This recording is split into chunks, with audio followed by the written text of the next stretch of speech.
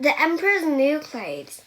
Many years ago, there lived an emperor who was so fond of new clothes that he spent all his money on them. One day, two strangers arrived in town. They said they could make the most beautiful material in the world. The clothes they made from the material were magic. They could only be seen by people who were clever and wise. If someone was stupid, then the clothes would be invisible to them. "I must have a suit made from this wonderful material," said the emperor, and he gave the men money to make his suit. The men called for the finest silks and the best gold thread, but they didn't make anything with it. They packed it into their bags, planning to sell it later. Then the men stayed in their room and pretended to work. After a while, the emperor began to wonder how they were getting on, so he sent his prime minister to check. The prime minister asked the two men to show him their work, and the men held up nothing at all. They asked him how he liked his suit of clothes.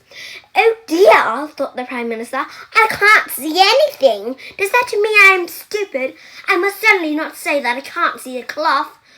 So he said, "Oh, it's lovely. What colors? Yes, I'll tell the king that it pleases me."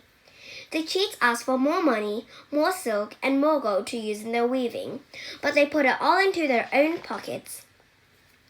Everybody in the town was talking about how magnificent the cloth was. Finally, the emperor himself asked to see the clothes. The cheats held out their empty hands and said they were holding the coat and the trousers. They pretended to point out the fine details, the lovely buttons, the delicate lace, the gold-embroidered silk cloak. "Oh no," thought the emperor, "I can't see anything. This is awful. Am I stupid? This is the most dreadful thing that could happen to me." But he didn't admit that he couldn't see the clothes, because all the people in the court were smiling and praising them. This was because they couldn't see the clothes either, but they thought everyone else could, so no one wanted to look stupid. "Oh, they're wonderful," said the emperor. "I'll wear them tomorrow in the grand procession." The next day, the emperor took off all his clothes. The chiefs pretended to put the new clothes on him. "How beautifully they fit," said all the king's advisers. "What material, what colors?" The emperor walked along the procession, and all the people lining the street said, "Look at the emperor's lovely new clothes." No one wanted to admit that they couldn't see them. "But he has nothing on," said the little boy at last. His father thought about it and agreed. He whispered it to his neighbor.